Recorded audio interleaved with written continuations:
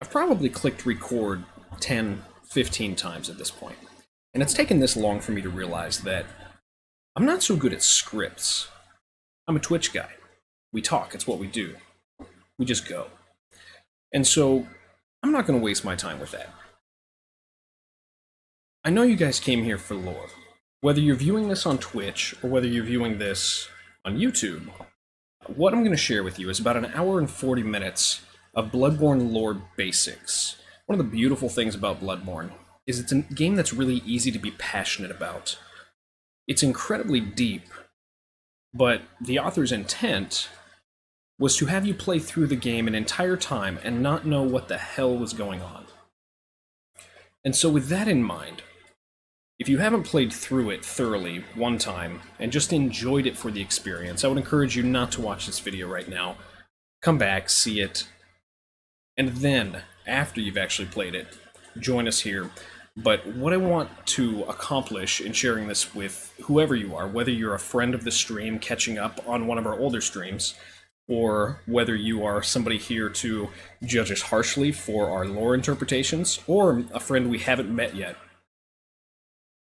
what I hope to accomplish is to share the passion that our community has for lore, for stories, for writing, and for just inquisitive, deep thought. And that's the beautiful thing about Bloodborne. Bloodborne is like an iceberg.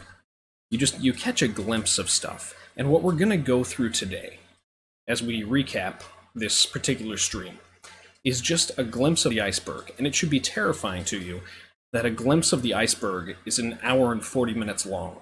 We really don't go into any character story, barely any detail, as far as individual characters that you'd run into the game. We talk about the lore, we talk about the hunter's secret story, we talk about the great ones. We just talk about the general backdrop for this entire game. And so with that in mind, I hope you guys really enjoy this. If you find us on YouTube and you do enjoy what we have here, I would encourage you to follow the links below. Come and join us on Twitch, throw us a follow. We are currently running through well, depending on when you watch this, we're currently running through a Dark Souls lore crawl for Dark Souls 1.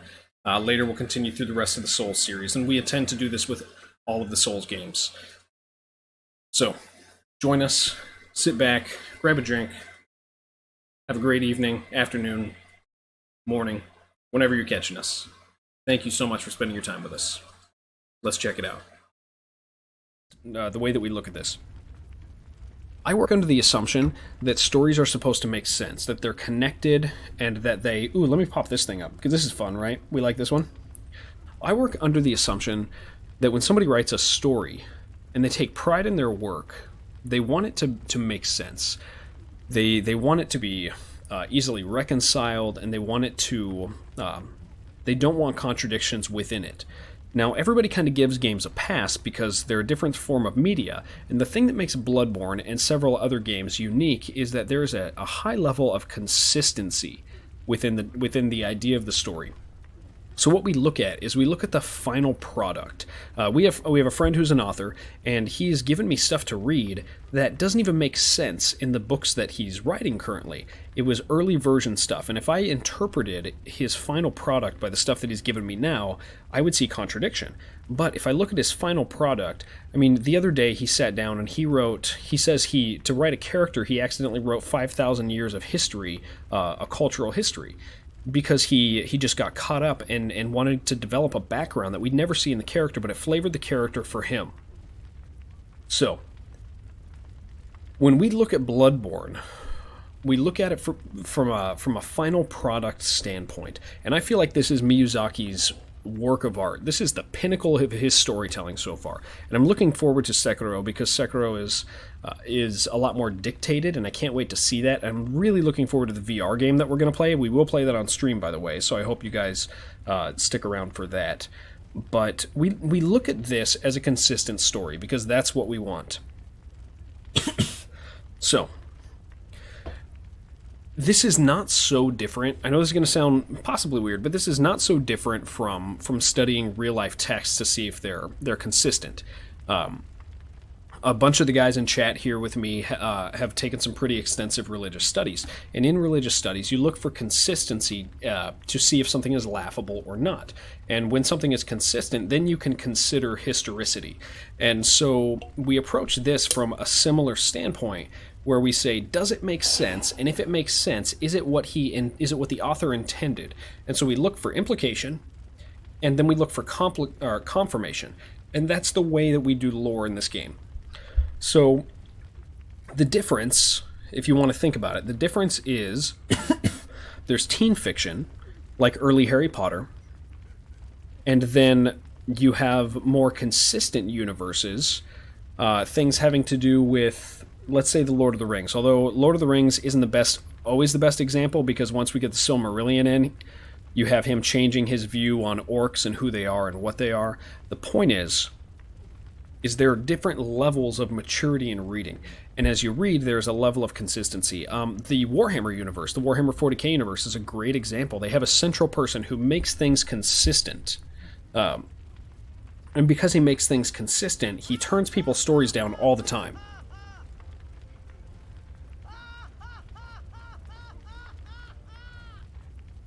Honey Bunny, thank you so much for the bits. Thank you, that's super kind. Thank you.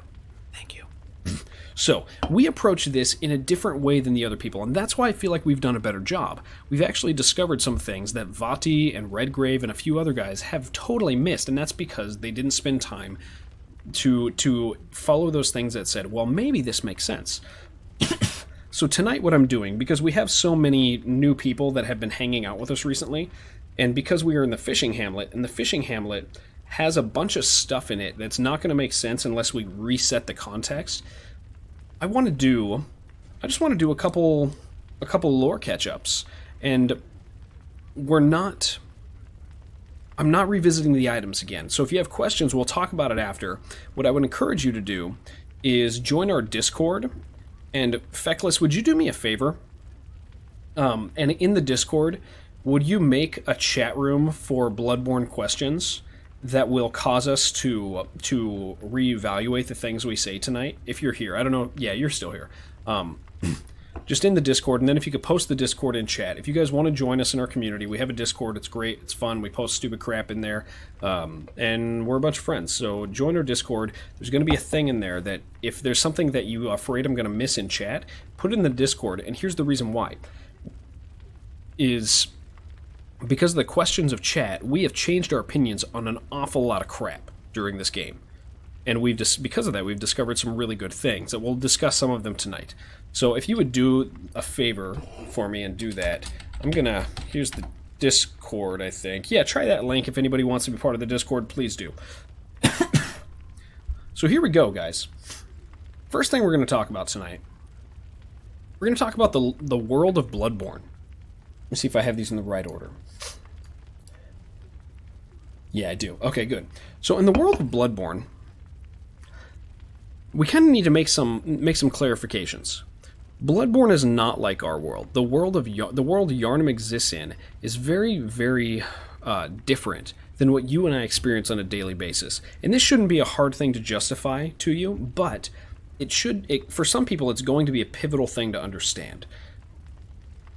When you first encounter Yharnam as a player character, because it's you playing, literally you playing a video game, you feel like it's a surprise. You feel like this world with beasts it's different than the world you've experienced. But if you look at the former body of work of Miyazaki, he definitely crafts worlds that are full of terror and horror. And so we need to define the world that Bloodborne's in. Bloodborne, I mean, we look at it and we have places like Yharnam. Yharnam's this giant city, a massive population to have a city built like this over the course of its lifetime. We know things about Yharnam. We know that we know there's other nations around Yharnam. We know, for example, we have the nation of Cainhurst. These are the places that we know about. We have Cainhurst. Cainhurst is a nearby country that is hidden by magic in the story, but that's not the important thing. The important thing is that Cainhurst is a great, mighty city. So we look at these things, and we realize, you know what? Bloodborne has people, has massive populations. We look at ancient cities. We look at Temeria. One of the things that people don't often realize is Temeria, we actually are given a vision of Temeria. Temeria itself, if you ignore the nightmare material around in the lower right-hand corner, we actually get a vision of Temeria at the during the Nightmare of Mensis. And I don't know why people missed that. It just drives me insane. I even Googled it to see if other people had thought so. This is Temeria. Queen Yarnum is at the top of the tower. You have Murgo in a courtyard. You have Murgo's nursery cradle. You have the shadows of Yarnum, which were Yarnum's royal guard, wandering around the towers. You have all sorts of indicators. You have the beasts that we find in the dungeon in this place. When you are in the Nightmare of Mensis, the last area in it, actually the whole place is Yarnum. It's a realized version of Yarnum, and we get a vision of what Yarnum was like, with giant spiders and crazy beasts. And we have to look at the other influences that Miyazaki had. This world is a dangerous world. It's not just a world with with amazing civilizations. It's a world where we learn from some of the characters that there's other beasts in the world. We find out that there's dark beasts. Dark beasts don't come from Yarnum. They come from a different land. They're not blood beasts. They're beasts that are skeletal and electric filled. They're terrifying creatures that people have come to the town to pursue. The ones that are here. We're left with this impression that we have a dangerous world. Originally, in the game before the DLC, we thought bloodlickers were denizens of Canehurst because it's a vampire theme, but that's not true. We find through the DLC that there's actually bloodlickers in the world, that they come... Yeah, exactly. Dark beasts are from Loran. They stem from a different line. So we see bloodlickers. Bloodlickers exist. And bloodlickers themselves are part of the universe. They're part of the world. You'll have to excuse me. I'm coming out of a cold still. I'll have to keep drinking beer to help. So bloodlickers are part of the world. They show up where there's blood. They have human faces. It's terrifying. But this is a fantasy world, and that shouldn't throw us off. There's giant snakes and beasts that exist all over the place. We have all sorts of creatures in this universe. Beer will fix me up. Thank you. Yes, it's true. We have all sorts of creatures in this world that are terrifying. And then the real thing that should show us the connection is if we look at the Hunter's Mark and a lot of the other references in the world, we see a direct connection to the influence of the manga Berserk. And then it makes us realize that between Dark Souls, the stuff we see in this universe, and the stuff we see in Berserk, where you have demons and creatures. Woo! Psych, thank you for the follow. I appreciate that. I hope you're enjoying your evening. I hope you hang out with us the rest of the night.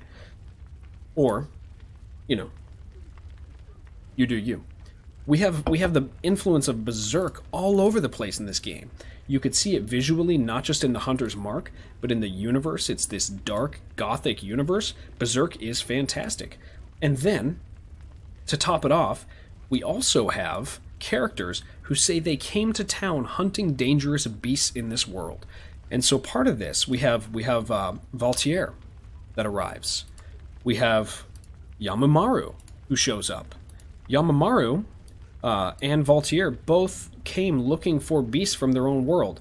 And then, to follow it all up, we have the player character.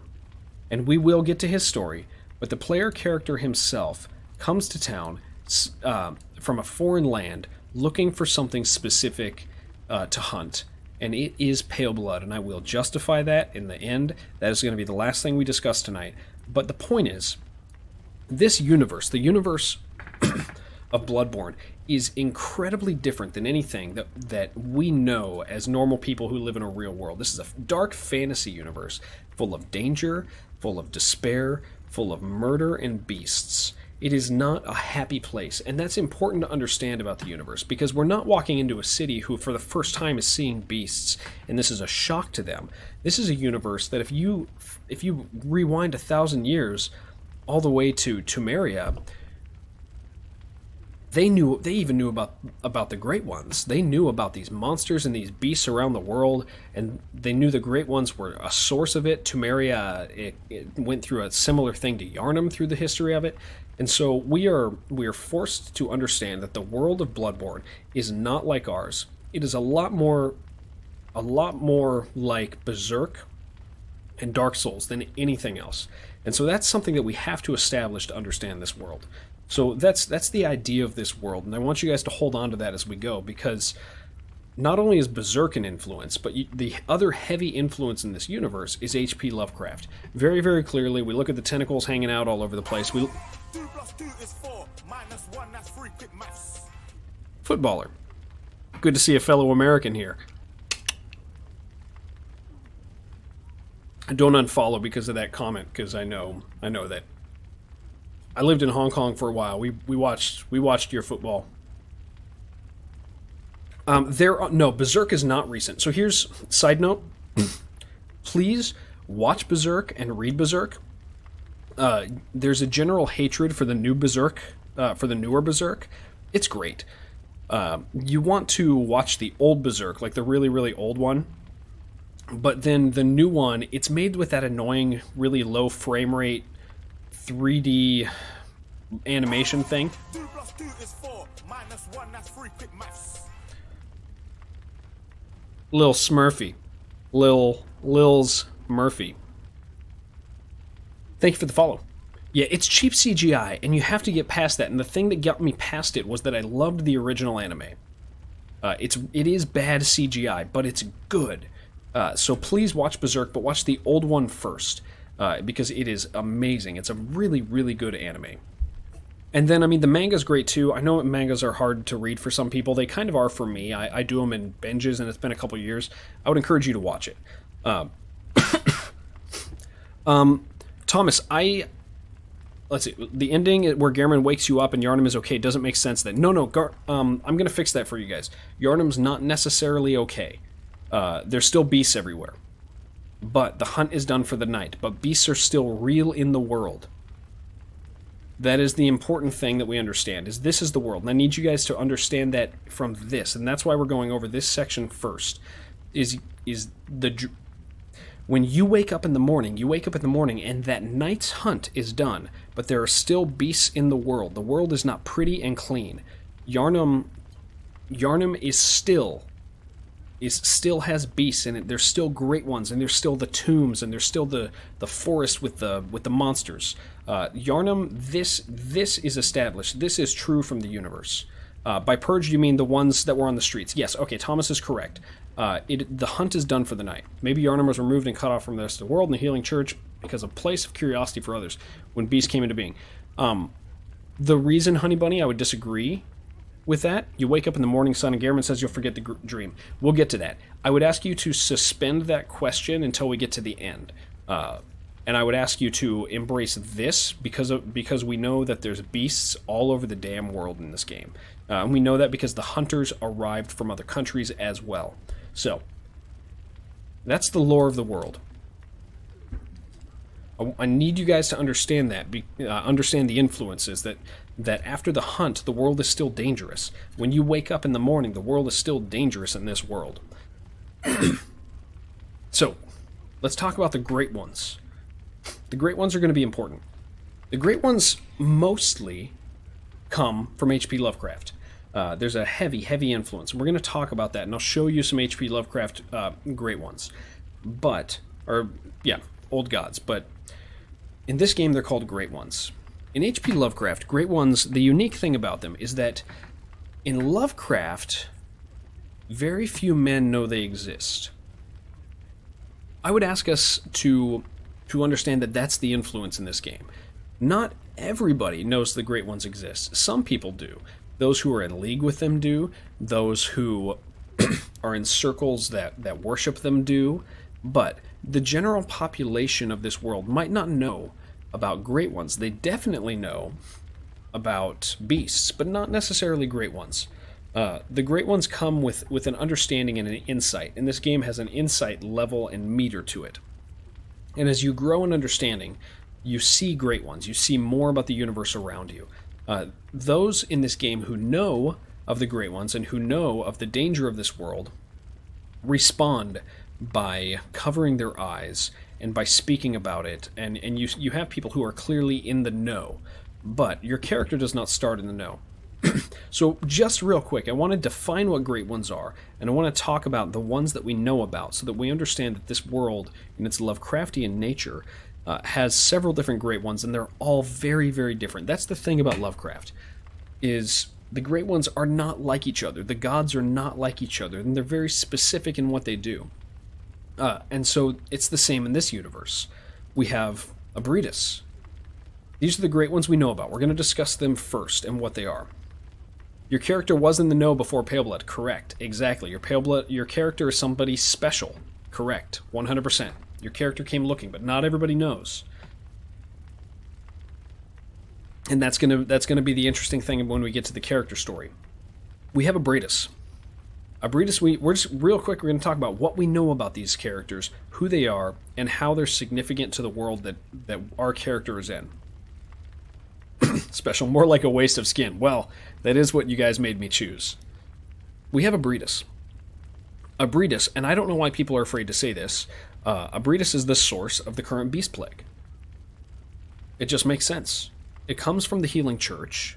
Abritus is in the basement of the Healing Church, and Abritus was found previously through a venture from the College of Byrgenwerth before the split. They ran into Abritus, found the Old Blood, knew of the Old Blood, which comes from Abritus. We know it's the Old Blood because the Old Blood makes people beasts, which is Abritus's blood.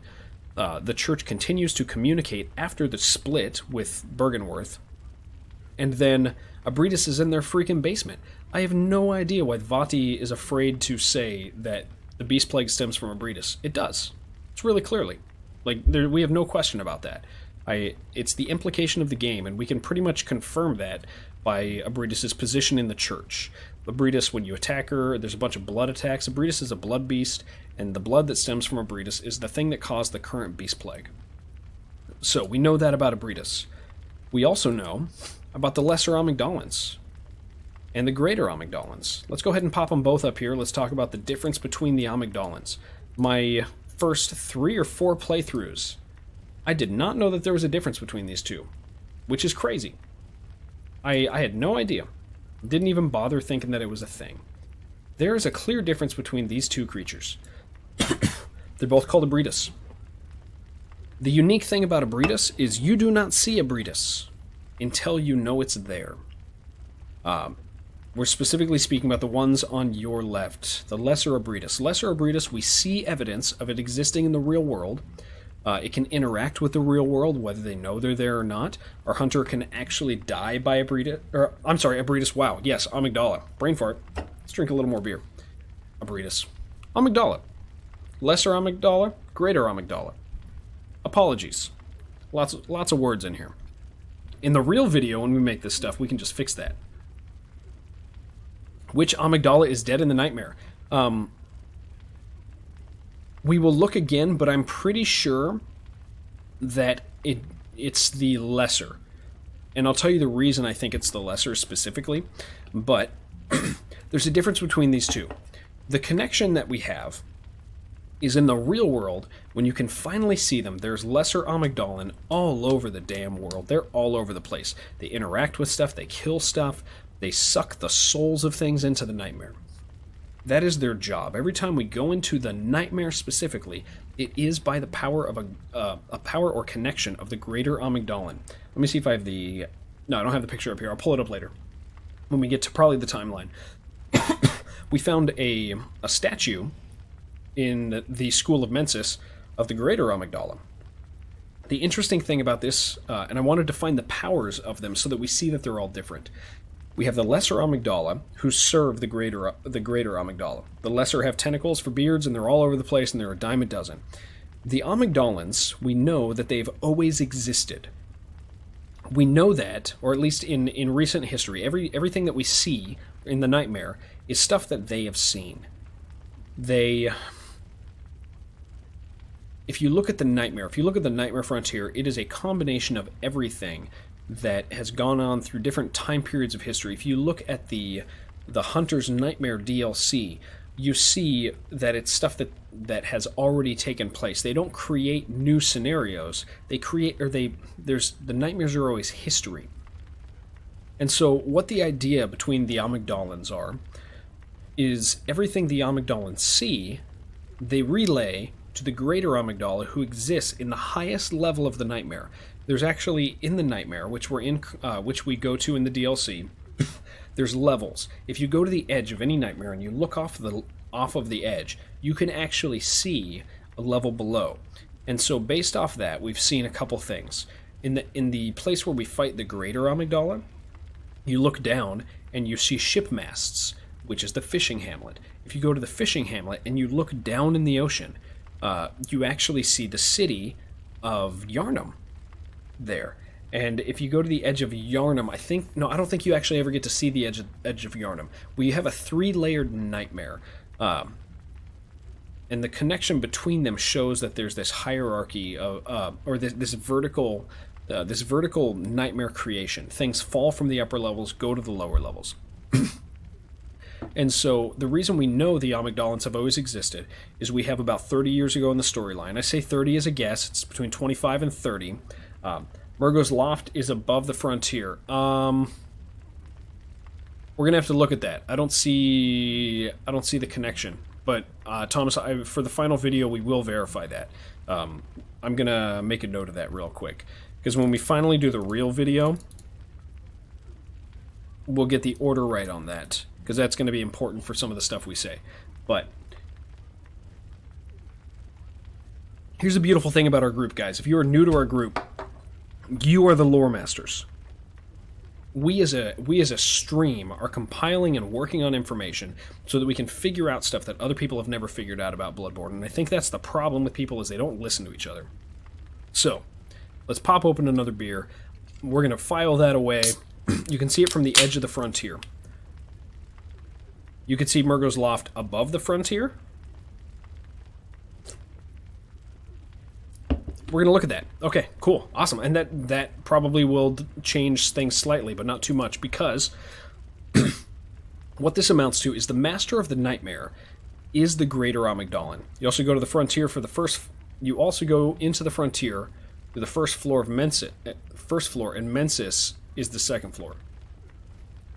No, it really doesn't change anything. You're correct. You also go into the frontier through the first floor.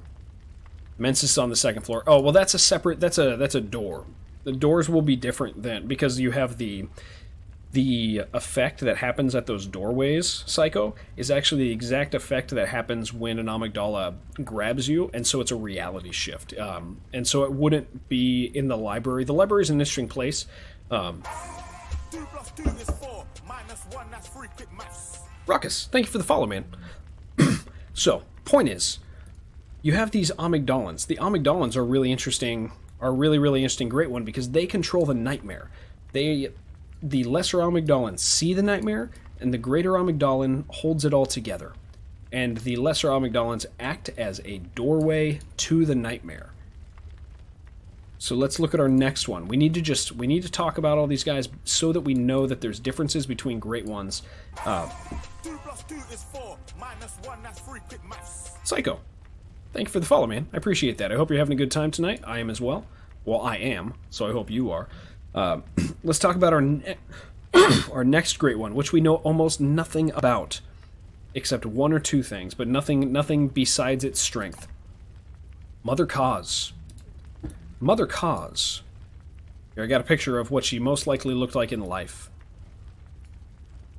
Is there a connection between Amygdala's arm and the amygdalas? I mean, it's part of them, but it didn't really show us much.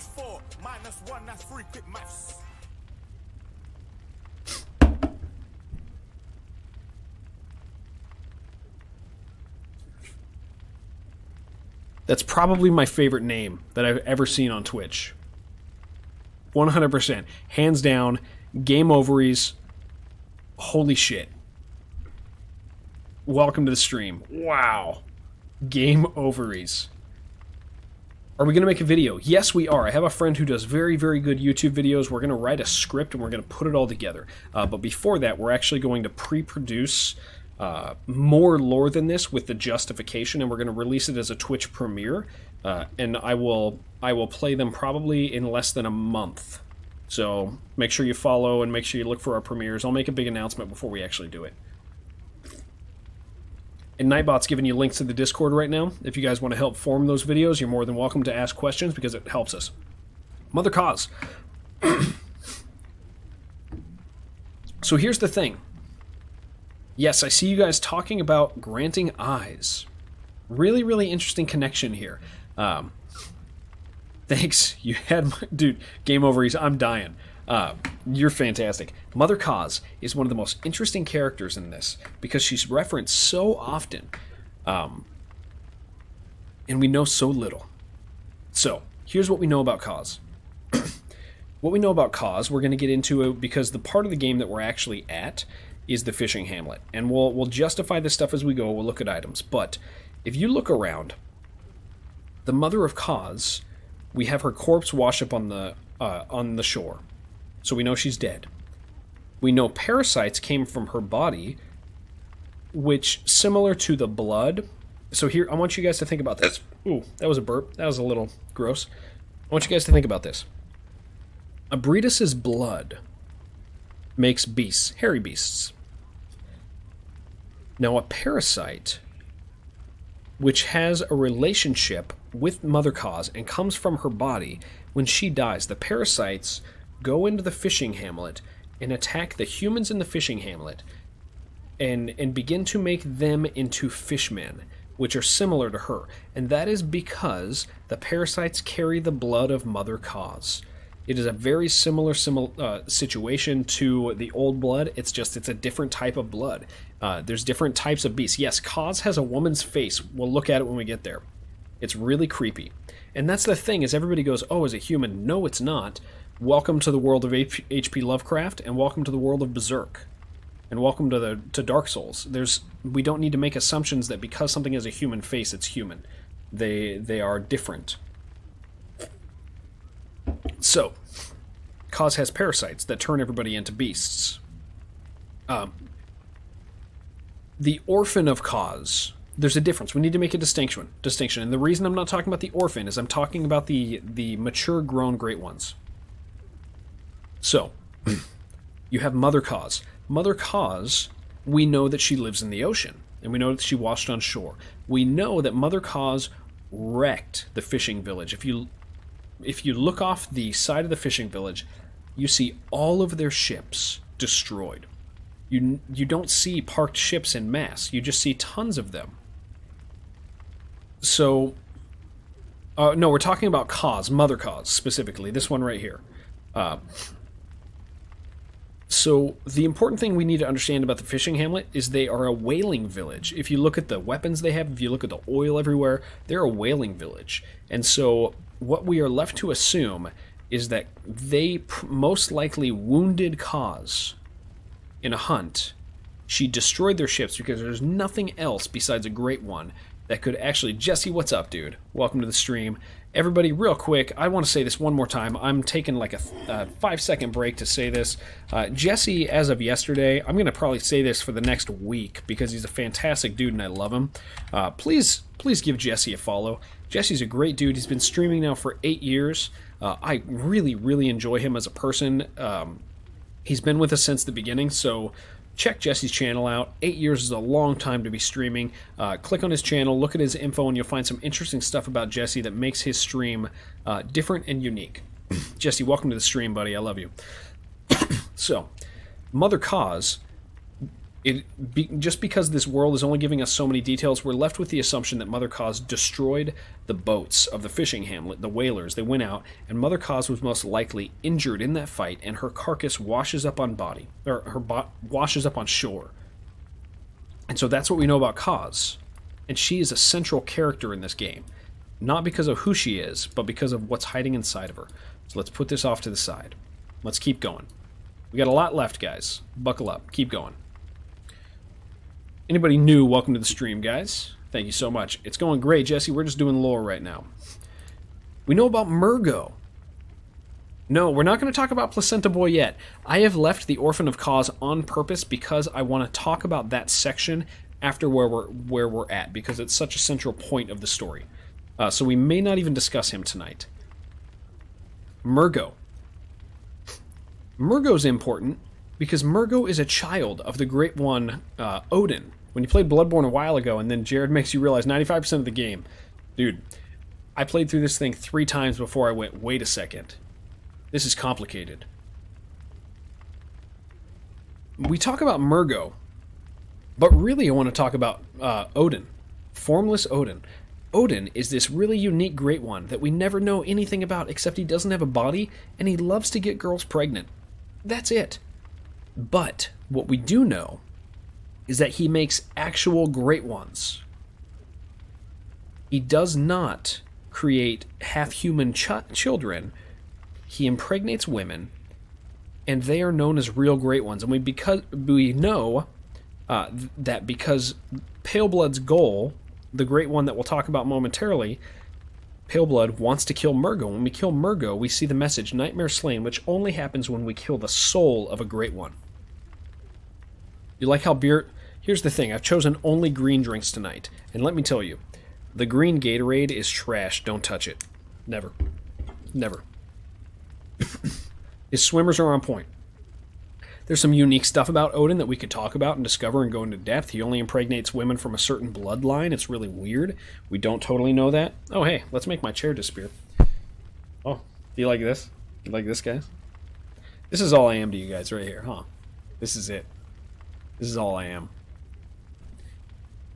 The Dark Souls series is not quite as deep, but it does have some amazing stuff in it, and we will be doing Dark Souls in the same fashion. The essence of Jared, his beard. So here's the interesting thing about Odin. He makes real Great Ones. And so when we kill Great Ones, what role does Ariana the Whore play?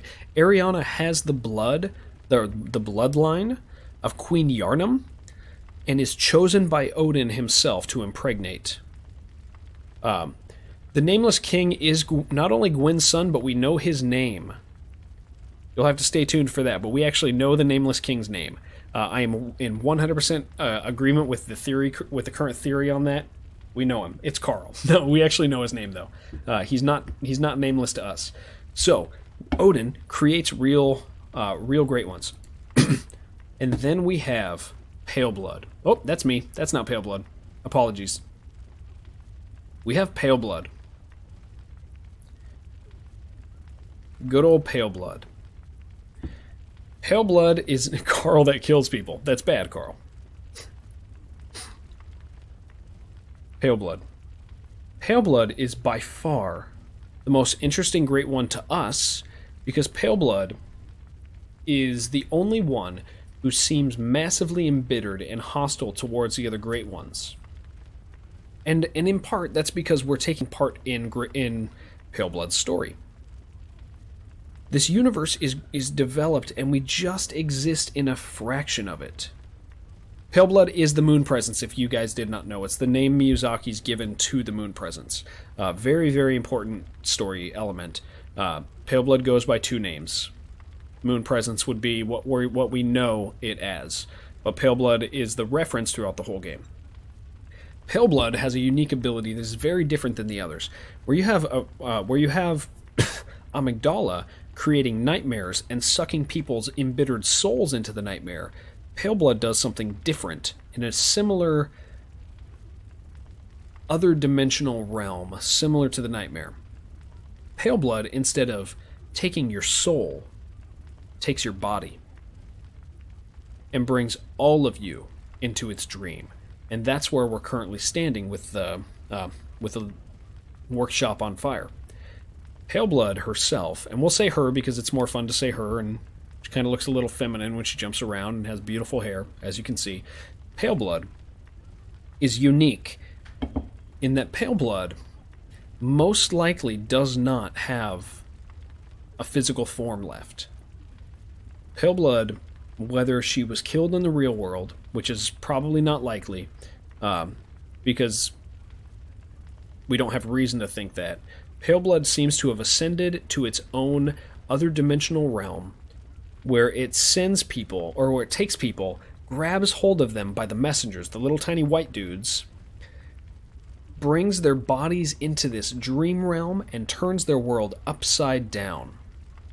Isn't her name Flora? I think she, in early versions, was referred to as Flora. I think I've heard in original versions. I don't too much reference the original and deleted content because it was deleted for a reason. But Pale Blood is unique in that she essentially chooses to create immortal assassins to train and descend against other Great Ones in her war against other Great Ones. And that's the story of Bloodborne. And we'll talk about that when we get to the 3 stories of the Hunter. The doll from the dream prays to her as Flora. Okay, makes sense. I mean, there are a lot of flowers around. If that's actively in the game, then yeah, she has 3 names, referring to the moon presence. Perfect. Then we're going to hold on to that for the final video. Thank you for that, Psycho. So what I want you guys to come away with from talking about the Great Ones is they're all different. And the way that H.P. Lovecraft refers to his old gods is he refers to the old gods almost as aliens. Almost as great, powerful beings beyond our understanding, but different than us, but still mortal.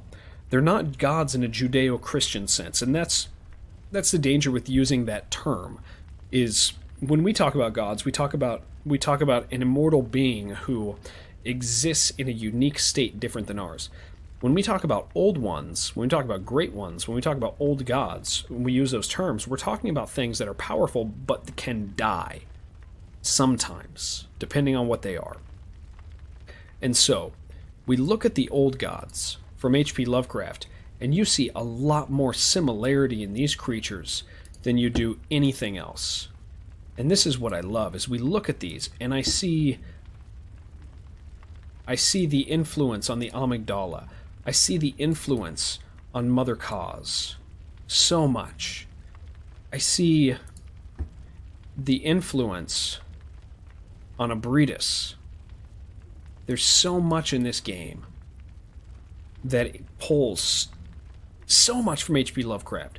If you want to define it properly, the universe is Berserk, and the mythology is H.P. Lovecraft. So that's where we're at on the Great Ones. We're going to move on to the timeline of Bloodborne. We will leave a couple gaps just for the hell of it because we're still exploring a few things, and that's important and that's fun for us. So let's go ahead and move on to the timeline. We'll read what you guys said. Excuse me. I don't know why people use deleted content to back up theories. If it was deleted, maybe that's because they changed the story. Exactly. Freaking exactly. Like how Thor is mortal, just lives a long time. Yeah. Most pagan gods are more similar to Lovecraftian old gods in power. Exactly. And in our modern day, we would think about them in more of a foreign alien sense. Okay. Let's talk timeline. Guys, thank you so much for hanging out with us tonight, by the way. If you're having a good time, make sure you throw us a follow, get to know us. We're going to be doing this with Dark Souls, really similar. We still have story left to go. In the end, we're going to release some produced videos with this stuff. And then at the end of this, all praise Cthulhu. I'm actually going to show you a clip of the next game that we're going to play, because there's like no clips online that actually show how unique this game is. But we're going to be playing this VR game that the developers boast that no one can figure out their story, and I'm pretty damn sure that you guys can. So we're going to work on it together. I'm excited about it. When we're done with this game, we're going to do that. So make sure you throw us a follow if you want to be part of that. It is called, what the hell is it called? Downward Spiral. You're curious, Jared. Is it the passion for lore or Bloodborne that pushed you to start streaming? By the way, I'm killing it. Dude, thank you so much. Actually, if you guys really want to know the thing that drove me to stream, it's my family. I do this because this actually... So we've been streaming for four months. 4.5. I came knocking on your door 1,000,000 times, and you laughed at me. This is my favorite part. I love that. Oh, Snuggles, what's up? No, my family is the reason I do this. People don't realize, like, Twitch is actually a source of income. And I have a 2-year-old daughter, and I work too much in my life. And I don't want my wife to get a second job. And so we decided to start doing Twitch. And I had I had some very, very good friends donate resources and money to get this started because they believed that we could do this for real. We've been doing it for 4.5 months, and we are growing very, very quickly, and we will be one of the big boys as our resources increase and the income increases. Yeah, this stream will be one of the guys. We're going to be smart about it, and we're going to take it all the way. So that's why I do it. It's not a passion for games. I love games, and they're fun, but it's a passion for taking care of my family. I love my family, and I want to spend time with them. So that is why we do it. As far as my love for Bloodborne, I love stories. I love detailed stories, and a lot of that has to do with my personal studies. I've studied I studied growing up biblical literature and religious literature. I grew up in my college years doing philosophy and things of that nature. And so I just this is a fun thing for me to really dig in.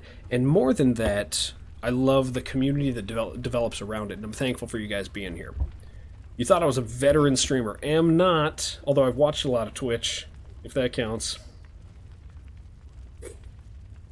Yeah, I've loved getting to know people here. It's been great.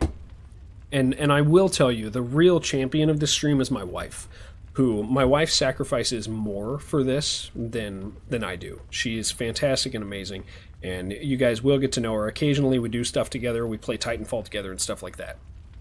So, let's continue on. Oh yeah, it's why you love George R. R. Martin. If he'd freaking release his bullshit, jackass, making complicated, stupid-ass stories that he can't release.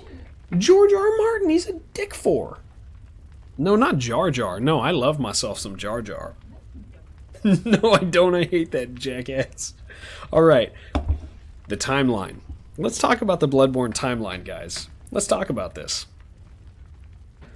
We are going to leave... 2 + 2 is 4, -1, that's 3, quick maths.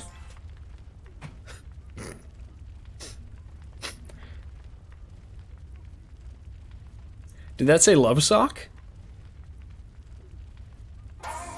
2 + 2 is 4, -1, that's 3, quick maths. We're going to address Lakeytron in a second, but did that say love sock? Love sock is my new favorite word. It sure did say love... Commander...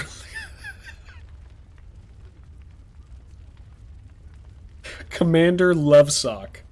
Freaking hell, I love the internet. Commander Lovesock, I won't forget it. Welcome to the stream. Lakeytron. Lakey, old boy. Lakey, old boy. Welcome to the stream. Thank you so much for the follow. Commander Lovesock is trying to steal your thunder.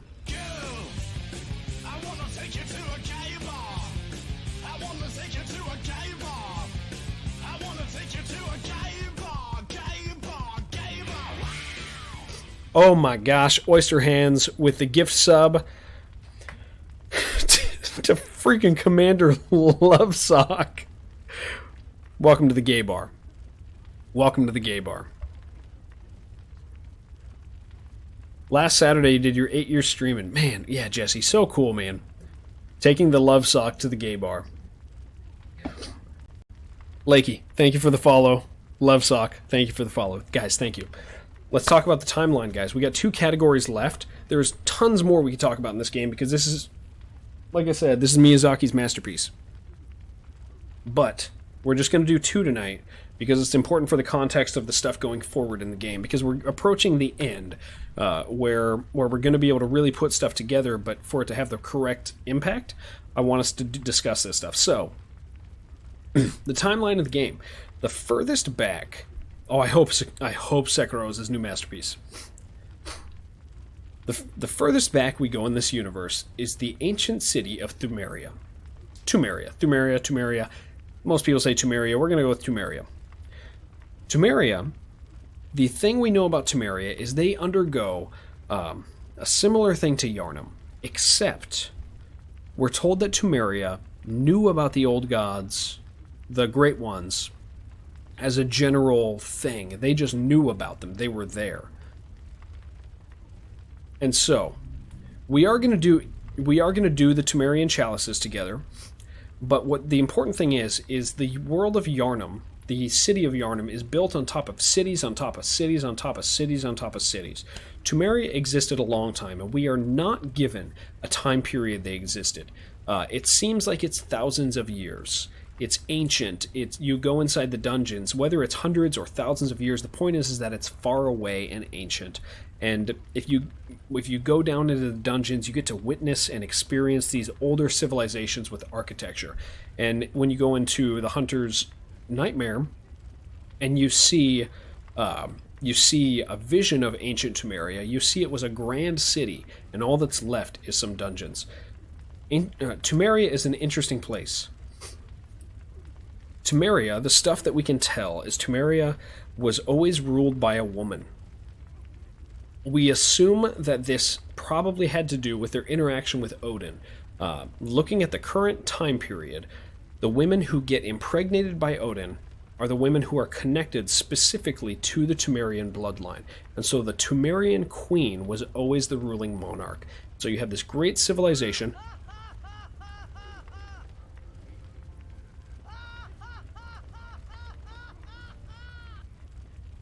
Whew. Rectum Rector. Wrecker. Rectum. Rectum Wrecker. Thank you for your services. Thank you for your bits. And if I could say it with a little more, well, thank you for your services. So, Temeria was always ruled by a queen, and that queen would be impregnated in general.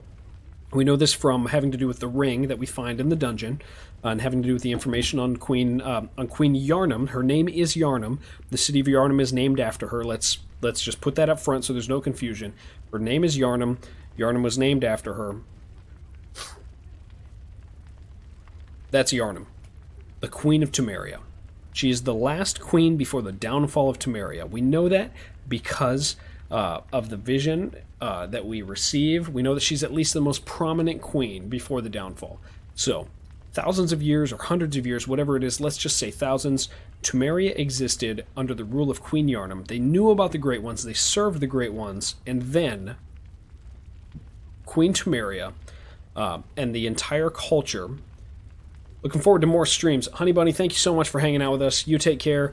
Obviously, you'll be able to finish up on the lore. We're going to do the Hunter's story after we do the timeline right now. So when we're done with this, you might want to check out the VOD, because we have some pretty unique things to say about the Hunter's timeline. Queen Temeria herself was impregnated by Odin, and her child was Murgo, and Murgo was murdered in the real world at some point as an infant. Whether it was during birth, and whether it wasn't murder but a stillborn sort of birth, either way. Ooh, we ought to turn that on. Better move this controller. Come on. Hey, there we go. Point is she is the mother of Murgo the Great One, and Odin impregnated her. So thousands of years before, the Great Ones were known, and then the Beast Plague, a similar Beast Plague, took over and destroyed Yharnam. So we have thousands of years. Let's put our good old Queen Yharnam up there. We see the ancient city of Temeria when we look at the Hunter's Nightmare. Again, this same picture. I want you guys to understand. She is conspicuously covered in blood from the stomach down. Yes. Jared, it's Odin. That's Odin. That's how you spell Odin, dude. Either way. It's Odin. You can go ahead and trigger all you want, but everybody calls it Odin. You're the only one getting triggered. My wonderful, beautiful moderator. Odin. We're saying Odin. We're saying Odin. Alright, here we go. Temeria was an ancient great city, and we see it, we see what it was, and we see that the Beast Plague tore it down, and that is what is important, and that's what we need to know. What is Thomas? Is Thomas in agreement with you? Am I pronouncing things horribly wrong? Wouldn't overly surprise me if I am. Odin. Oh crap, there's a joke I don't understand. That hurts me. Alright. And then, let's fast forward. We are not going to talk about... we're not going to talk about the other civilizations in between because they are actually not important. The important thing is we have civilization on civilization on civilization, and the Great Ones interact with each one in the timeline and destroy the city through beasthood. Odone. As in, she's done. Odone. Oh, damn it. Yep. Lauren is one of those civilizations, and we won't go into detail about Lauren. We know that it was covered by sand. The only way something gets covered by sand is, did we finally kill Maria? Praising ain't easy. Let me tell you, I killed Maria on my first try. Despite what you saw, and despite what you remember, one try, solo. No, it doesn't mean Odin like Greek myth, or yeah, it's not that. First try, baby. All right, so I love this picture. I absolutely love this picture. Somebody took a picture and made it beautiful. This is the city of Yharnam. Yharnam is a beautiful, developed city. The thing about Yharnam in all of these cities is a culture does not grow without prosperous conditions, and you have these great, amazing cities that have grown, and then every single city discovers the great ones that are hiding underneath them, and they go down, and they learn that there's monsters and beasts, and they get destroyed. And so we have 1,000 years before, we have the ancient city of Tumeria, and then we have this beautiful city of Yharnam. And what happened to our beautiful, beautiful city of Yharnam? Let's talk about that. There's a college off to the side of the city named Bergenworth. Bergenworth was scholars. Bergenworth was the intelligent, the curious. And so Bergenworth looks at the ruins that their city is built upon. And because they're a college, they go into the tombs to discover things. And so Bergenworth, this great center of learning, becomes this curse upon Yharnam. When we find Bergenworth in our current real time in the story, it's destroyed. There's no students left unaltered by the research and passions of its headmasters. Bergenworth is this beautiful college. And Bergenworth goes into the tombs and finds evidence of the Great Ones. And when they find evidence of the Great Ones, they're terrified. And we know they're terrified because of something they do later to an infant and create a child to defend themselves. They manipulate a child and mutate a child to defend themselves from these beasts that live underneath. But Bergenworth learns about these monsters, and it's terrifying. And they begin to do every single thing that they possibly can to stop these beasts from overcoming mankind. And as they travel into the dungeons, not only do they find beasts and other cultures that were destroyed, but as they travel into the dungeons of the ancient cultures, Bergenworth and the tomb dwellers, tomb hunters, find a beast. They find a Breedis, specifically. And a Breedis somehow communicates with them, and they communicate with the Breedis, and they discover that the blood of a Breedis strengthens mankind in a way that they've never found possible before. And so, of course, as a college and a place of learning, they want mankind to ascend and become like these great, terrifying ones. Let's hide my chair again. With my green sheet. And so they dig further and further in. And as a college, they come to the conclusion that a Breedis herself is the most dangerous creature they've ever met. A Breedis is unique. We've already looked at her. Her blood creates evolution, but eventually, not right away, but not just improving the physical prowess and mental prowess of the hunter, of the person, she eventually turns them into a beast and a monster. And so, at this point in history, we have what's called the schism. The college has a disagreement. Some of the prominent members.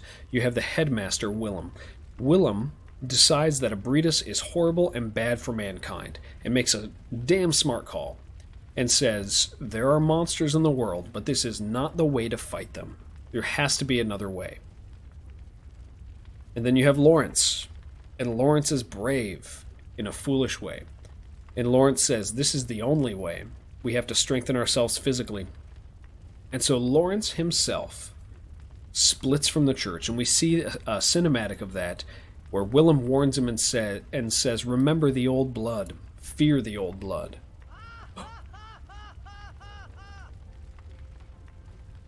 The heretic, thank you. You love why I'm doing this? Thank you so much, bro. Thank you. That's incredibly. Remember. Oh, yeah. I will not forget our adage, fear the old blood. And so there's an understanding that the blood is bad. It's horrible. It will turn and destroy mankind just like the cultures before. And Willem is smart and looks into the dungeons and says, it happened to every other culture. And Lawrence says, we can do better. And he does the same damn thing that all the cultures did before and embraces the blood and the mutation to enhance mankind. And so you have a split. You have the college, who says this is not the way, but we have to find a way. And then you have the church. And the church forms and loves the blood and embraces the blood.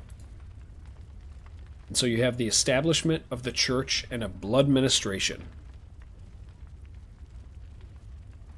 Blood ministration, they take the blood of the Great One and they give it to mankind. And mankind, it heals everything. Absolutely, it heals everything. But eventually it creates beasts. And so as the church begins to slowly at first rise in power, we have a situation that needs to be taken care of. We have the beasts. Initially, the hunt is quiet. Did I see your comment about Abretus' name? I did, but I forget what you said. Please repost it one more time and I'll check out your next comment. Originally, as you're going to sleep, have a good night, girl. Or boy, whoever you are. Whether you're feckless or Christian. Abretus means drunkenness in Latin. Ooh, that's interesting. Further insinuating that blood-drunk beast hunters come from her. That is interesting. Damn it, I love this game. So as beasts become more prevalent, you have the church that develops a unique group. It's Kristen. You're listening on the TV and working on the couch. Beautiful. You have a unique group that the church makes called the Workshop Hunters. What they do is they take the most experienced bodyguards from the tomb expeditions, Gehrman and a couple others, and they take them and they equip them, and they become beast assassins. And whenever anything begins to happen, or if a beast is about to spawn, or if a beast does, the Workshop Hunters, under the cover of night, according to their uniforms, sneak and murder the person who is becoming a beast, or kill the beast that's already spawned. But it's all in the DL. It's all quiet. Until the church gets greedy. This is a theory I haven't heard, and I'm 100% convinced of it. I hope I convince you guys as well. Old Yarnum. Old Yarnum is a unique event in the history of Bloodborne. The church wants to grow in power. In fact, the only way they're going to grow in power is if they become idolized by the people, if they're given power by the people. And so there's a certain cave in a forest that has poison. This water is called Ashen Blood. It destroys mankind. It hurts them horribly. But if you have the beast blood in you, you can survive and be healed. The reason we think this is because we found church hunters in a poison cave and the poison that's in it can only be healed by the pills that heal Ashen Blood. There were a couple people that were left down there from the church who are continually dying, but the blood in them keeps them alive, the church giants. We believe that the church took the poison from that cave, which is on the other side of the land, drug it to Old Yarnum, and poisoned Old Yarnum, and caused a massive, massive sickness that could only be healed by the blood of the old gods. And so, the only way to heal it, as they distribute the blood of the old gods, brings them to power, brings them to prevalence, and everyone loves the healing church because they saved the day. And the healing church becomes the authority in the city, takes over the natural ruling government, because they killed Old Yarnum themselves. And then, with that in mind, as the Beast Plague rises, they retire the secret workshop and come out with the church hunters, and we see a change in attitude, and they're no longer secret.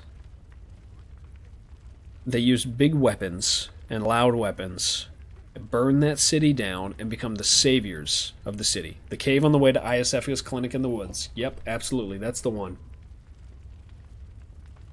And so, let's rewind a short while. Not long, but let's rewind barely. Before that takes place, we have the fishing hamlet, which we will save most of the detail for. The fishing hamlet is important, specifically in this story, because there's a moment in time where all of the factions who hate each other come together. And as they come together for a very specific purpose. There's a great one that they've heard of while the church exists, and before they've made sub-factions to copy the healing church in other research areas, which we will cover in a final video. The hunters, before they are retired, go to the fishing hamlet, commit a great atrocity by murdering the city, murdering the hamlet, taking an infant child from the body of its great one mother, go do research on it, and this is the cause of the great degree of growth that they experience in research. The corpse of Mother Cause. They find an infant great one and drag him back home. Do research together. Everybody, every single faction in this game has an umbilical cord from Mother Cause. From connecting Mother Cause and the infant, the child Cause together, they use that umbilical cord to research ways to enhance mankind. And so everybody all of a sudden has this massive, massive jump in progress as far as making mankind stronger and ascending to the point that the Great Ones are at. And so at this point in history, about the time that you have the retiring, it's right after this that you have the retiring of the workshop hunters. So you have this right before the events of Old Yarnum where the church poisons. Where the church poisons Old Yarnum. Right before you have this event take place where they bring back everything. They bring back the umbilical cord. Everybody gets a piece, everybody researches. And stemming from that research, the research of Mother Cause, the research of the infant cause, we have several successes for every faction. Praising, I'll read your comment in a second. I see it's a little more... actually, this might be a good time for it. Then how do you explain the other two cords? One from ISFka.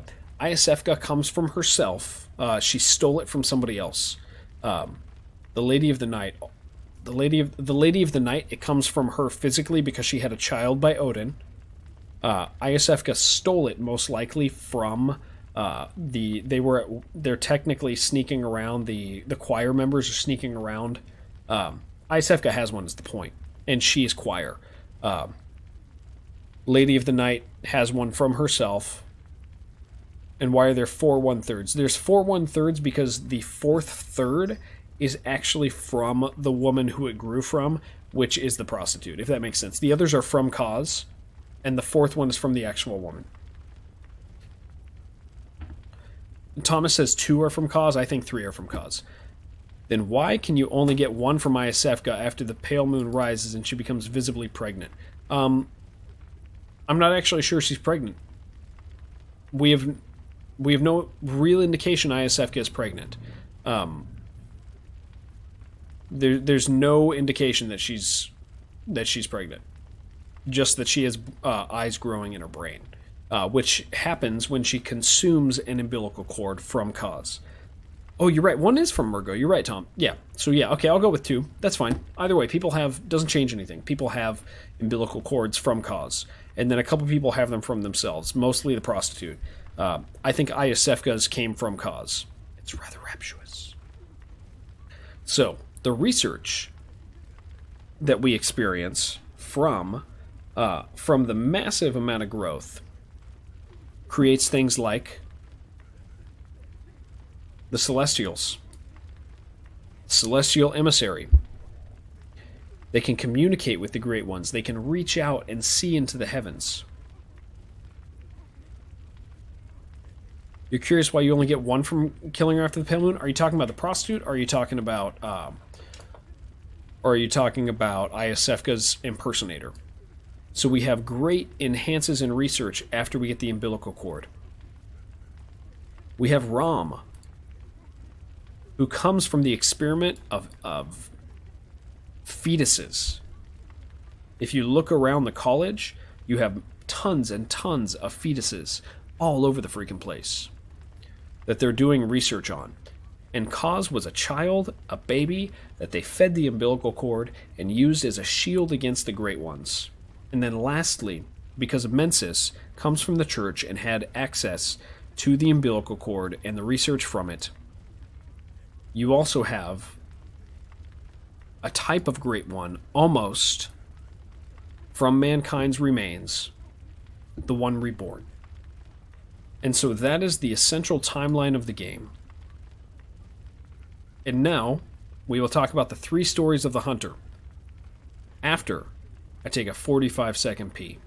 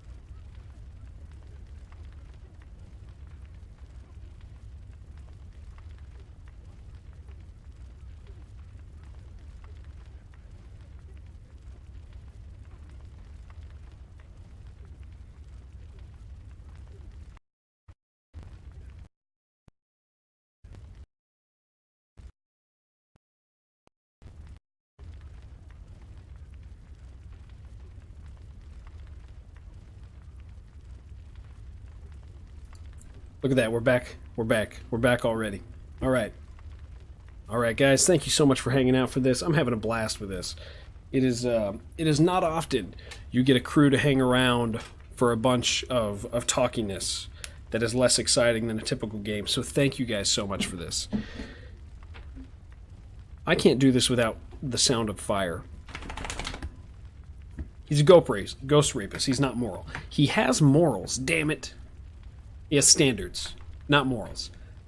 Okay, so lastly for the night, guys, we're going to talk about the Hunter's 3 stories. this is the section of the game. All of this whole last hour and 15 minutes, and it'll be an hour and a half total in the end. Maybe an hour and 15, and maybe an extra 15 over that. This is the part of the story that I feel like so many people miss. So we're going to talk about 3 different things here. And there's tons more we could actually talk about in this story. And we will, when the final video comes out. I suspect it's going to be long, and I'm just glad I have a friend who knows how to do YouTube, a couple friends who do, so that we can actually make it punchy and entertaining. But right now we're going to talk about the 3 stories, the 3 potential stories of the Hunter. And I'm not necessarily referencing just the endings, but I kind of am. Because they fall in line with the endings. So, the first story we're going to talk about, we're going to call The Blind Hunter. Again, there's tons more we could talk about. Don't think this is the end of the lore and this is the end-all, be-all. But this is the stuff that is really important for people understanding. Step 1 of doing stuff on YouTube. Don't call it doing YouTube. That's why I'm not the YouTube guy. We got Waifu and we got Feckless. Those are our YouTube guys. Those are the YouTube mans. So, this first story we're going to call The Blind Hunter. The reason we call it The Blind Hunter, or The Hunter Without Insight, it may be as a better way to say it, is because this was literally you on your first playthrough of the game, and you didn't know what the hell was going on. So we're going to talk about that. Because the ending, the proper ending, the Discord button says the invite expired. Anyone have a link so you can join? Feckless, are you still here? Praising if... Man, somebody keeps messing with their Discord link. Here, let me get it to you, because that's important to me. Let me pull up Discord. Ooh, Feckless is going to fix it. Feckless is going to fix it, because he is a beautiful man. The link will be fixed in a second. Feckless, thank you. I love you with all my heart. Alright. Let me pull this back up. Get my chat back up. It shouldn't be broken. I don't know who's messing with it, man. You're back for lore. Alright. So here's the deal. Lore? For more lore. What about data? What about data? Data? Are you back for some more data or are you back for some lore? Oh my gosh, my Discord's just loading like 6 times for some random reason. Discord, I also hate you for doing this to me. Oh, Oyster Hand says, hello, Clara. Hello, Kate. She says, hello, hands. Alright, let's do this section here, guys. This is the fun stuff. The link in my panels doesn't work. Damn it! I'll fix it after. Go ahead. Feckless is about to post a new link to the Discord in chat, and then afterwards I will take that link and I will fix it in my panels. How embarrassing. Alright. The Hunter's Stories. There's the Discord. Please link it if you are interested in getting to know us and hanging out. Feckless says, it's fucking stupid, and he's right. Okay. Ignore your paragraph. I will. I absolutely will, Thomas. It's for them. Perfect. Okay. Here we go. The Hunter's Story. This first story that we're going to talk about is the common experience from the common person who plays this game. Let's pop up a picture just so you guys have something to see. These are going to be linked to the last endings.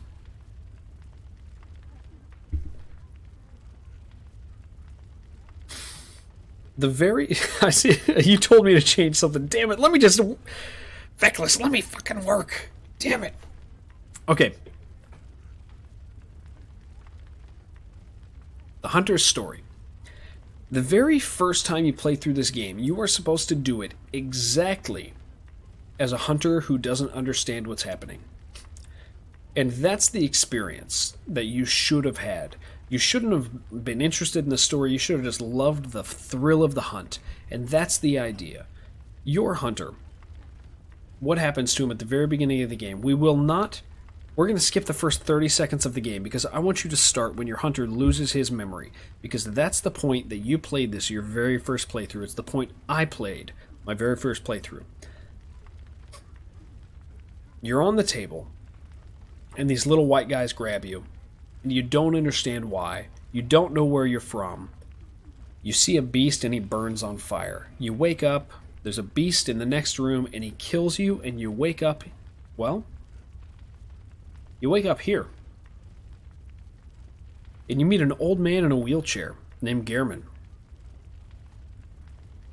And Gehrman says, hunt. It's what hunters do. And you as the player character say, hell yeah, it's what hunters do. I love this game. And you kill stuff over and over and over. And you are pushed a certain direction, and you never think about why. And at the end of the game, where you, as a belligerent player, may say to Gehrman, no, I don't want to die, you, as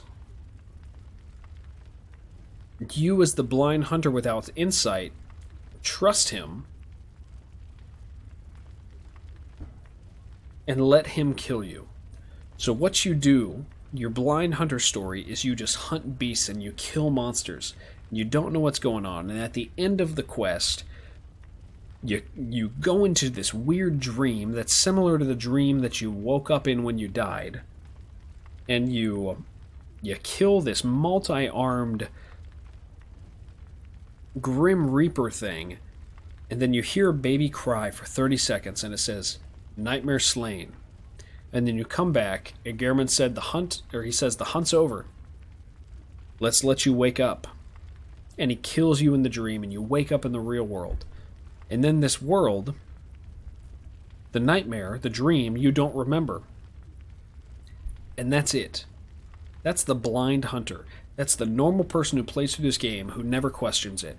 And you are supposed to experience that your first time. It's a normal thing. The second story, the second level of the story. The Servant of Pale Blood.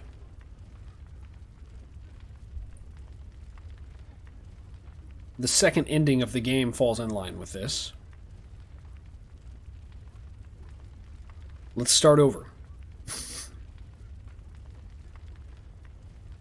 This is with a little more insight, a slight bit deeper understanding of what the game is. And this is just off the end of the game. Let's talk about Pale Blood. We already mentioned Pale Blood's intent. We're not going to talk about who you are yet. We're going to talk about that in the third story. Pale Blood has an idea. Pale Blood is after a goal. Pale Blood is the moon presence. For those of you just tuning in, Pale Blood is the one at the end of the story who, if you kill Gehrman, you deny him the ability to kill you, you end up becoming Gehrman and overseeing the dream. What Pale Blood does is Pale Blood takes you at the beginning of the game, causes you to lose your memory, sends you to do its will, and what Pale Blood wants to do is to kill other great ones. And as we go around the town, Pale Blood has done something unique in our lives. Pale Blood has used her ability to make us unkillable. Pale Blood, if we look around this grave, or if we look around this this dream, you see graves all over the place. We are not the first one who has served Pale Blood. There are many graves that that show that Pale Blood has had servants before. There are other people who have been manipulated, who have been knocked off their course to serve Pale Blood. And what does Pale Blood want? Well, the game ends when we kill a great one. That is when Pale Blood leads Gehrman to kill us and to cause us to wake up. There's only one pale blood hunter at a time. We know about other pale blood hunters. We know about Jura. We know about Eileen the Crow. We suspect the Crow of Canehurst. And then, curiously, there's a hunter in the Hunter's Nightmare who cannot die. And so Paleblood's ability is to make it so that you cannot actually die in the real world. And so Paleblood goes and makes Great One assassins. Heinrich also may have been a Paleblood. Maybe, I could see that with his long life and his painfully long life. It talks about it. Yeah, tragically long. That's possible. Look into that. There might be another text or two. I kind of just assumed he was really good at his job. But, point is Paleblood selects hunters of skill and then does a unique thing to them. Because you cannot die, and because your body is effectively immortal, as somebody who Paleblood has flipped your world upside down, you also don't give in to beasthood in the same sense. It can't kill you. It can't have you. Your body keeps restoring itself. And so what happens when you have beast blood? You get stronger. And so Paleblood's assassins become stronger and stronger and stronger and stronger so that they can kill. And so that they can do Paleblood's goals and missions. And so if we look at the other hunters, they either outlived their usability or they accomplished their goals. You have Eileen. She killed the most dangerous hunters, those who were children of the Great Ones, the beasts. We look at Jura. Jura may have outlived his usefulness. Jura became wounded and sad that he'd killed beasts, and so Paleblood was done with him and sent him out into the real world. And then you have us, and we kill Murgo, Paleblood's current target. And then Paleblood ends our dream and says, "Get out, I'm ready for the next one." Excuse me. And so the servant of Paleblood is to kill and accomplish the goals of Paleblood, to kill the targets of Paleblood. And that is what Paleblood intended for our hunter. Is Paleblood intends us to become its assassin. And so that's a little bit more detailed about the story of what Bloodborne is about. And then the last story, and this is the thing that everybody freaking misses in this damn game. Does the dream ever end? The dream ends, well, technically no. Technically no, the dream does not end. Because then we become the Great One.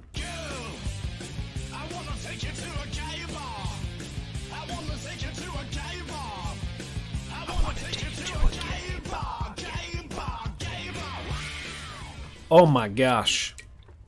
The doctor has subbed. Dr. Ushernator? You know I'm always going to call you the doctor, right? I understand that's not your real name, but you're the doctor to me.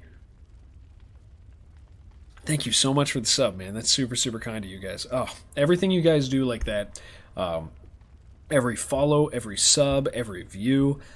This is becoming a thing for my family, and you guys are sustaining and taking care of my family. This is our second job, and I'm so thankful for you guys. Thank you so, so, so much. It's super meaningful. Thank you. Thank you for making my night great. Thank you for taking care of my family. You guys last month bought my child a freaking car seat. That's mind-blowing to me. Thank you.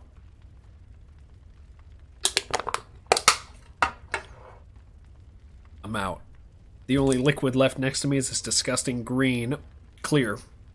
Clearly, this is an empty bottle. Ugh. Gatorade. Never buy the green Gatorade. Fake air. Alright. Oh. Let's talk about this. The true Paleblood Hunter. This is the story. Chug it. No. This is the story that everybody freaking misses. Oh, why? How can we miss this crap? It's so clear. It's just right there in front of our face. And I know the reason that we forget it, honestly, is because they tell it to us right at the start of the game. That's the only reason we miss it. And it's such a smart thing to tell us such an important detail at the beginning of a game. And I love Miyazaki for doing this, and I also hate him for doing this, because it makes it so that people miss everything. Ban green Gatorade. I'm honestly going to take a drink of it, and it's not going to be great, but I'm thirsty. I just shouldn't have a fourth beer when I have to wake up in 6.5 hours. Let's increase this to maximum insight. For those of you who are new, who are just joining us this evening, thank you for joining us. This is what this game actually is about. Our character, our player character, comes from somewhere. When I say the true pale blood hunter, I do not mean it in the same way the game uses it. When it calls us a pale blood hunter, it refers to us as a servant of pale blood. What I mean is we are hunting pale blood. Our character at the beginning of this game inquires about pale blood and asks the blood minister, and you don't hear the question because it's a Souls game and you never hear your voice. You never hear the voice in a Souls game. But the character asks the blood minister, "Where is pale blood?" He says, and the blood minister responds, "Thank you, Thomas. Oh yes, pale blood. Well, you've come to the right place. Yharnam is the home of blood ministration. You need only unravel its mystery." Thank you for doing this, Thomas. Is perfect. But where's an outsider like yourself to begin? Easy, with a bit of Yharnam blood of your own. But first, you'll need a contract. This is a blood minister. This is not anybody in the game with a name. And so here's what I'm going to point out. And Thomas and I talked about this the other day. That answer does not mean that that guy knows what pale blood is, because his answer doesn't make sense. He says, Yharnam is home of blood ministration. You say, where's pale blood? And his answer is, oh, pale blood. Yharnam is home of blood ministration. I still hold to the idea that that man doesn't know what the hell pale blood is. And if he does, he still doesn't understand the depth of it. He assumes you mean actual blood. That's what that answer means to me. That's what I see. And when you ask anybody else in the city about pale blood, they don't know what you mean. And so here's what happens. Your character says, "Where's pale blood?" And a blood minister says, "Well, go to the healing church. All blood comes from there." And then you lay down on the table.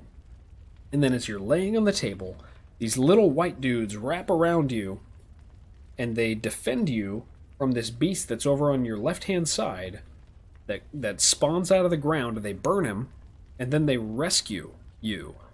And at that moment, here's what actually takes place. You came looking for pale blood.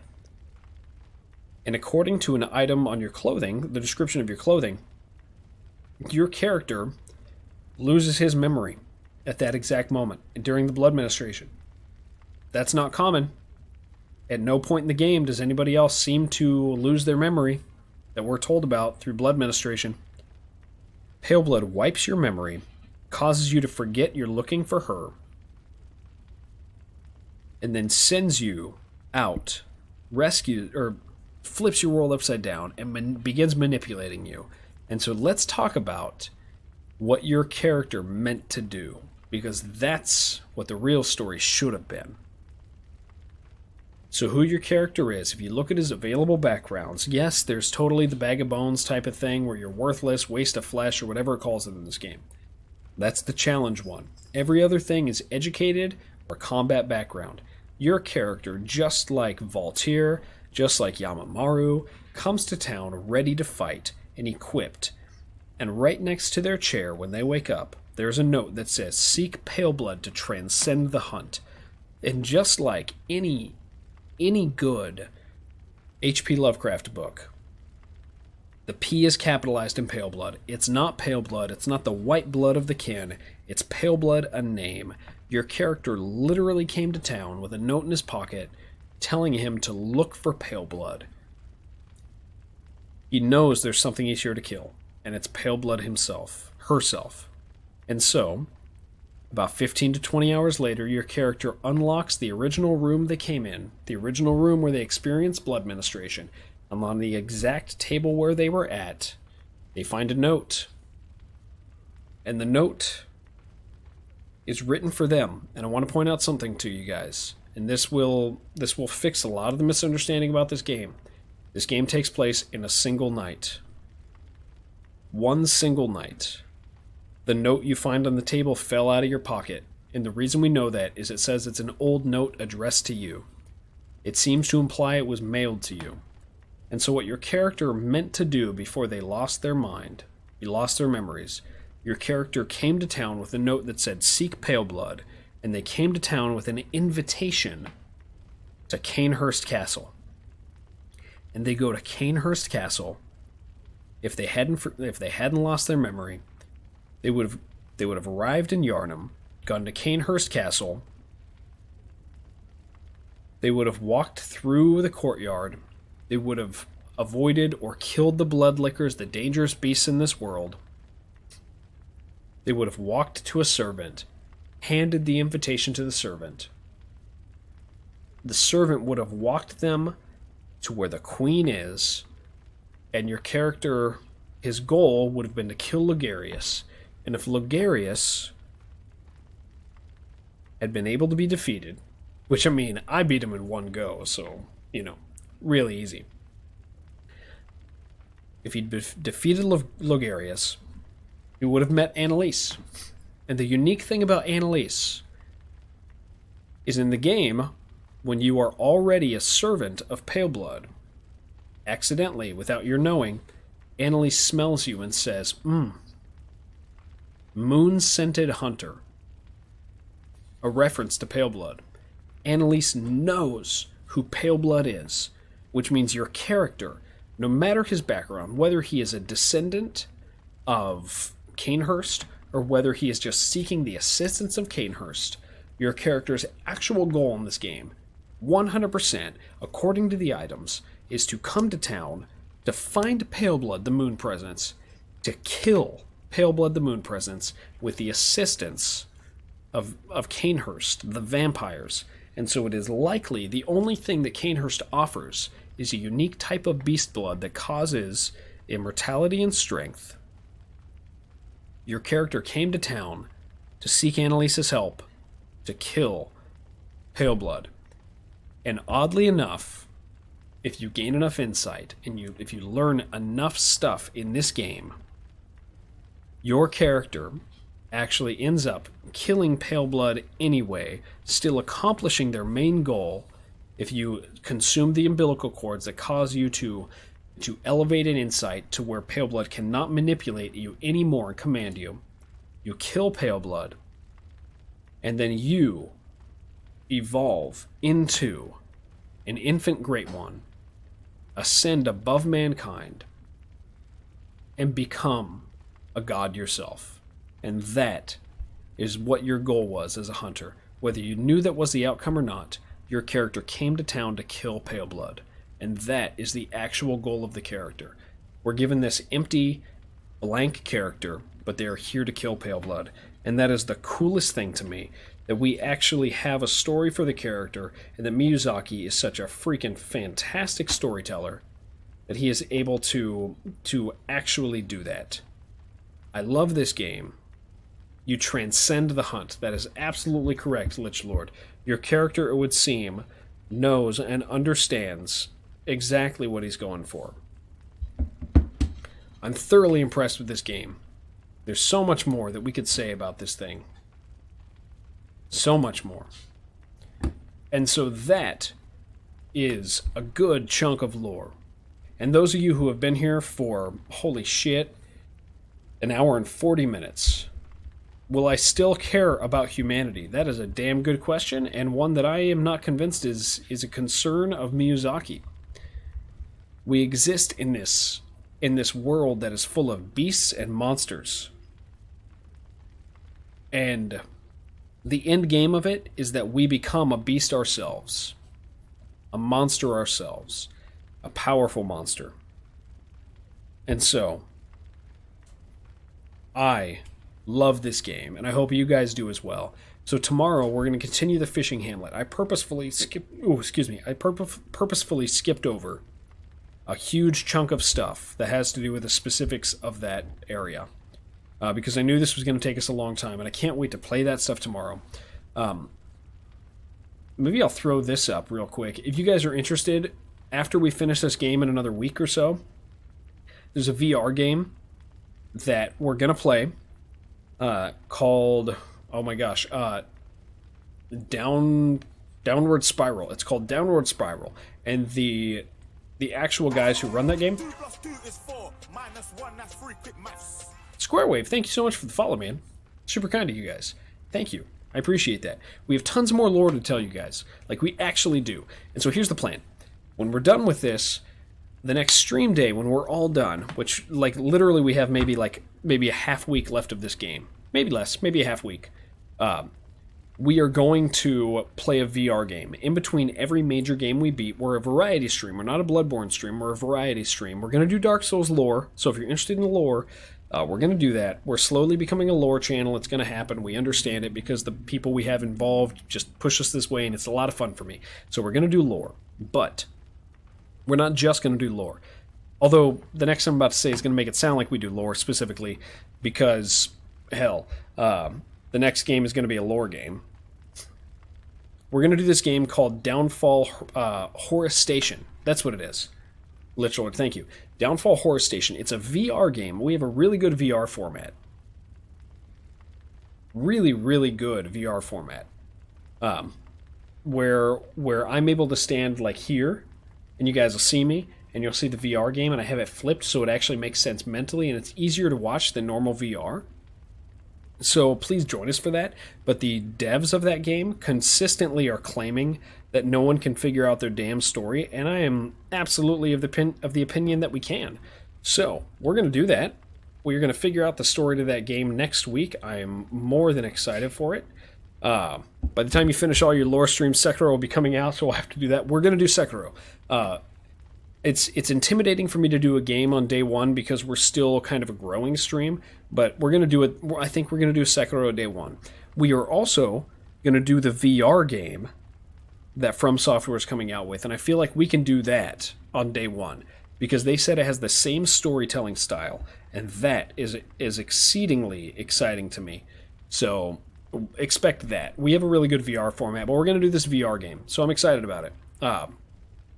There's a little bit of gameplay of Sekiro is out. Yeah, there's also going to be a public beta that I can't wait to do, and we'll actually lore through the hell. Yeah, FromSoft is making a VR game.